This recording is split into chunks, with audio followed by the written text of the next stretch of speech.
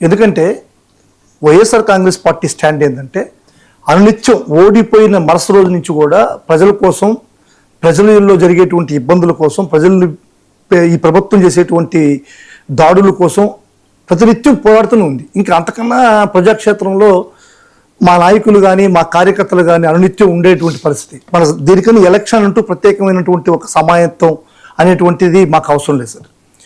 ఇప్పుడు ఈ కూటమి పరిస్థితికి వస్తే ఈ కూటమిలో ఒక్కొక్కరు ఒక్కొక్క విధంగా మాట్లాడుకుంటున్నారు సార్. ఇప్పుడు ఇంతకుముందు ఈ యొక్క జనసేన పార్టీని గురించి మనం ముందుగా ప్రస్తావించుకుంటే 2014లో జనసేన పార్టీ ఒక్క సీటు కూడా ఆశించకుండా బేషరత్తుగా ఇదే కూటమికి తెలుగుదేశం పార్టీకి సపోర్ట్ చేసినటువంటి పరిస్థితి 2014లో. అంటే ఒక్క సీటు కూడా నాకేం అధికారం వద్దు, అధికారంలో నాకు భాగం వద్దు, నేను మీకు పూర్తిగా మద్దతు ఇస్తానని చెప్పని వచ్చినటువంటి పార్టీ. జనరల్గా ఏ రాజకీయ పార్టీ కూడా ఆ విధంగా ఇవ్వదు. ఇవన్నీ మీరు కేఏ పాల్ గారిని అడిగినా కానీ నాకు ఎన్ని సీట్లు ఇస్తామని అడుగుతారు, కానీ బేషరత్తుగా నాకేం సీట్లు వద్దు, నేను మద్దతు ఇస్తాననేటువంటి పరిస్థితి ఏ పార్టీకి ఉండదు.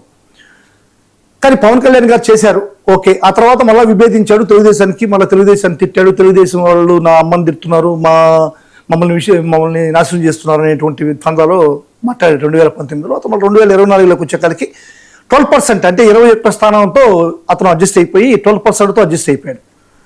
ఆ రోజు కూడా సేమ్ ఇదే ఏదైతే చంద్రబాబు నాయుడు గారి యొక్క పాంప్లెట్ ఉందో, ఏబిఎన్ ఉందో, ఆ ఏబిఎన్లోనే అదేవిధంగా 20 సీట్లు, 18 సీట్లు, 19 సీట్లు, 30 సీట్లు అనేటువంటి ఆ లీక్లు రిలీజ్ చేసి లాస్ట్ ఫైనల్గా పవన్ కళ్యాణ్ని అన్న చెప్పారు పురుషోత్తమ్ రెడ్డి గారు, చంద్రబాబు నాయుడుకు ఉండేటువంటి కెపాసిటీ అనేది ఎవరినైనా సరే ఒక స్టేజ్కి తీసుకొని వచ్చి నడిపెట్టేటువంటి పరిస్థితి ఆయన ఉంది. కాబట్టి 21 స్థానాలకి 12%కి దాన్ని చేసి తీసుకొచ్చి పవన్ కళ్యాణ్ గారు నిలబెట్టారు. ఆ రోజే పవన్ కళ్యాణ్ గారు తగ్గిపోయారు సార్. నిజంగా తెలుగుదేశం పార్టీకి అండర్లోకి వెళ్ళిపోయాడు అనేటువంటిది ఒక అంటే పొత్తులోకి వెళ్తే వాళ్ళ కింద పనిచేస్తున్నట్టు మీరు ఎట్లా కన్క్లూజన్ అదే సార్. ఇప్పుడు సైంటిఫిక్ అనాలిసిస్ సార్, ఏ రాజకీయ పార్టీ అయినా కానీ తమ ముఖ్యమంత్రి అవడమో లేకుంటే తను అడ్జస్ట్ అయినప్పుడు, ఇప్పుడు 175 ఎమ్మెల్యేలు ఉన్నారు సార్. 170 జనసేనకు కూడా 175 మంది ఎమ్మెల్యేల స్థానంలో 175 మంది ఇన్ఛార్జీలు ఉన్నారు.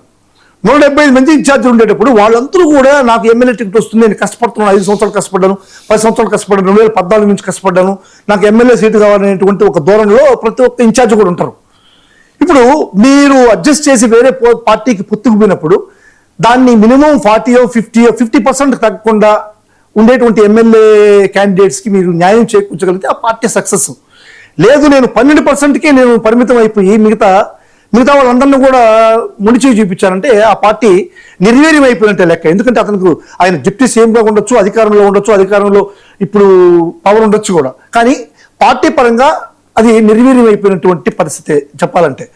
ఈరోజు సేమ్ ఇదే లేఖను ఇదే ఏబిఎం ద్వారా మళ్ళా లోకేష్ గారు రిలీజ్ చేశారు. అటు ఇటు తిప్పి 15%కి మళ్ళా అదే పర్సెంట్కి వచ్చేటువంటి పరిస్థితి ఖచ్చితంగా జనసేనకు ఉంటుంది. ఎందుకంటే సేమ్ అదే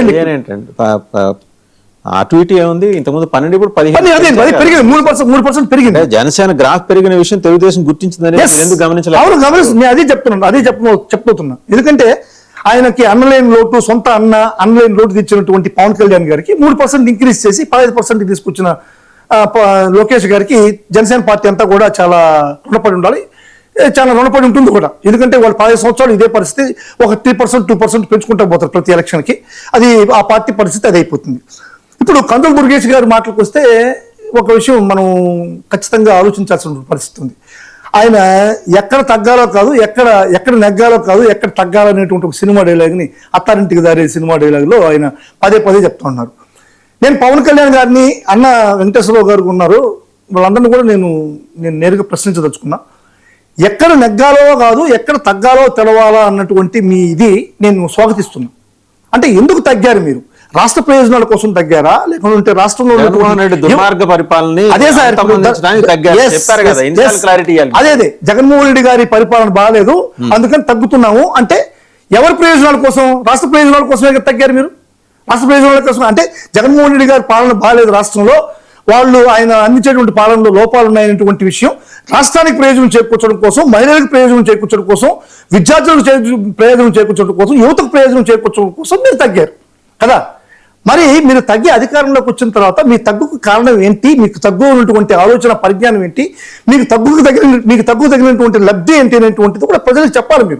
మీరు తగ్గారు బాగుంది, ఎవరి కోసం తగ్గారు అనేటువంటిది క్లియర్ గా కదండి, అదే క్లియర్ గా ప్రజలు అర్థం చేసుకున్నారు సార్.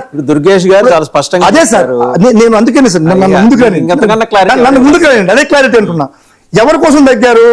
సాక్షాత్తు పవన్ కళ్యాణ్ గారే చెప్పారు, నేను ముఖ్యమంత్రి, నేను రాజకీయాల్లోకి వచ్చింది సుగాలి ప్రీతి కోసం, నేను సుగాలి ప్రీతి కోసం తగ్గుతున్నాను అన్నాడు.